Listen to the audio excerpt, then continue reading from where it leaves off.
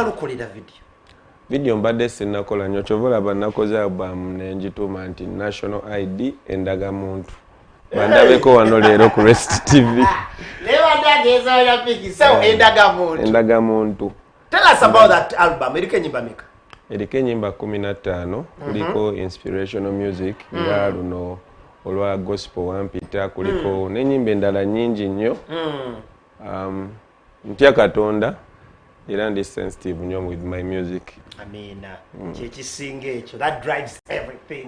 Okay, obudde waffe budduka. Let's speak about that song, Wampita. Wampita, what is behind it? Wampita kale mwe nali ntandika ebintu by'okuyimba bino bya music. Nasaba Mukama nengamba Mukama mpa omukisa mu music oba si kyekyo tompa mikisa miki mirala. Kademu. Nagamba Mukama yali etya nti Mukama mpa omukisa mu music oba si kyekyo tompa mikisa miki mirala.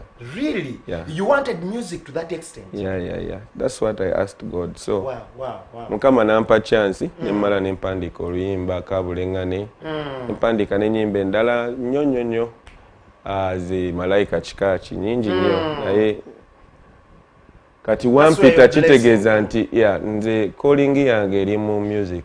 Naliko auditor mu office nga nkola ebyo. Auditinga bitabo. Naye Mukama mpadde nnyo omukisa mu kisawe kya music both gospel ne side eri endala. So Wampita mpulira nti kuyitibwa kwange kwanjawulo sikumanyi nange so agamba nti ni kino bakiri. I see you. Okay. Sweater wenjagala otule mu camera. Give us a little bit about Wampita tugende tulusaku. Wampita Mukama Wampita n'omukono gwogwo gw'ekisa essanyu ly'Omukama lyambugana dadi si kyejjusa okuva olw'olwe wansisinkana abali bampala n'abakita amaanyi g'ekitala gababaga Mukama Wampita kyemba nyimba haleluya kyemba nyimba hozana Mukama wanyaniriza nze Daddy wanyaniriza. Yeah, man, pull it up. Ladies and gentlemen, it's a banger, it's a big song. Wampita for you from Yesse. Oman, Rafiki, drop it. Yeah, man.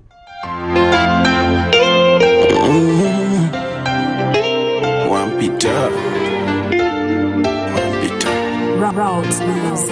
Wampita, Mukama Wampita, n'omukono gwogwo gw'ekisa essanyu ly'Omukama lyambugana si kyejjusa okuva olw'olwe wansisinkana abali bampala n'abakita amaanyi g'ekitala gababaga Mukama Wampita kyemba nyimba haleluya kyemba nyimba hozana Mukama wanyaniriza gwe wanyaniriza tongobanga mu nnyumba kyemba nyimba haleluya Mukama wanyaniriza gwe wanyaniriza sazeewo okwenenya olw'ensi mwe batusuula ffe twagikyusa ffe twagikyamya Mukama bw'olimpita ndibanga Petero ndivuba myoyo kutiza gy'oli taata amatoga g'ekisa gatwakire ffenna ne bannange bensanga tekeko omwoyo gwo kyemba nyimba haleluya kyemba nyimba hozana Mukama wanyaniriza gwe wanyaniriza tongobanga mu nnyumba kyemba nyimba haleluya Mukama wanyaniriza gwe wanyaniriza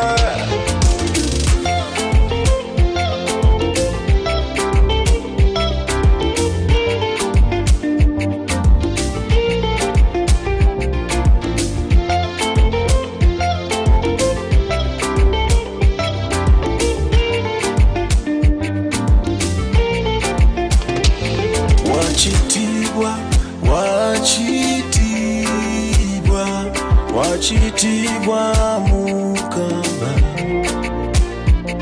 wachitibwa Mukama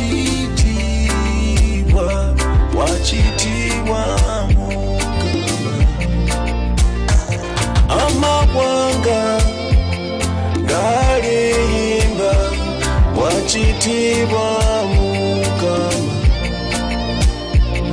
amakondere gagavuga wachitibwa Mukama malayika ezimba ngenyoza wachitibwa Mukama wachitibwa wachitibwa wachitibwa At the mention of the name Jesus, every knee shall bow and every tongue confess that He is Lord. Yesse, Oman, Rafiki said so. Thank you, Buddha Magical.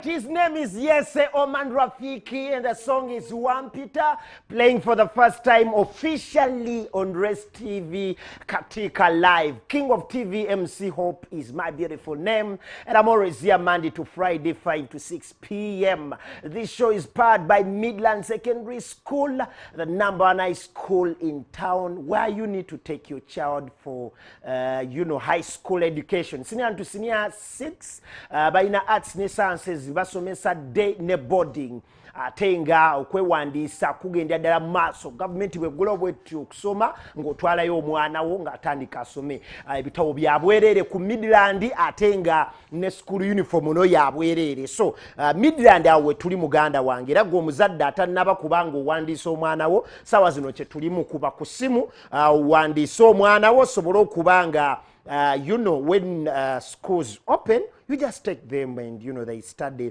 ngawabawandisa da. So that is Midland Secondary School. Tusangibwa wali Kawoto Kajansi atenga tusangibwa ne Kalagala Mpigi waliyo amatabi gaffe ag'enjawulo. Kitegeera omusingi gwa bulokole wali ku Midland Secondary School. Kitegeeza omwana bwo omutwalayo ebyomwoyo babifaako nnyonyonyo asobole okuba atenga afuna future nga nungi nnyo. Kale zino ze namba za Midland Secondary School 0754 777 0754 776158 eya M10 eri 0781 386517. That is Midland Secondary School Kawoto Kajansi ojo kubatenga obasanga. Okay, someone says greetings to you King and Yesse. Case wano waliwo akubuuzizaako nagambye how many gospel songs do you have? Okay, he was gonna be answering. Thanks for show dearly your party. Thank you so much. Question is on weziri Yesse Oman Rafiki, that is a good song. Okay, onasimi my brother Alan ogamba otya nkubuuzizaako nyo webali kubeerako. Rona agambye Yesse Oman Rafiki, I love that song. Naye asiimye. Paul, my brother, thank you so much for watching. Agambye how many songs on your album? Ndooza yakizeemu. Kale bayiseemu kwa nga tumaliriza as we winding up the show. Babuuziza ebibuuzo in a nutshell, then n'obakabo obusembayo eri abawagizi bo n'abantu abadde bakulaba. Mwebale nnyo bonna abagadde oluyimba One Peter kyensaba National ID album, go stream for it and support a brother. Nekirala abantu mwezi. Why is it? Where can a person stream it? It's on all digital platforms. Okay. Zonna kweziri. Nekirala show me love, show Ugandan music love. Tweberere mbanange. COVID is real. COVID yantwalako mama wange. Oh, so chibi. Chomola na nono limba ndu dedicatingira mama wange n'abantu mwenna twebereremu. Tulwanyise COVID.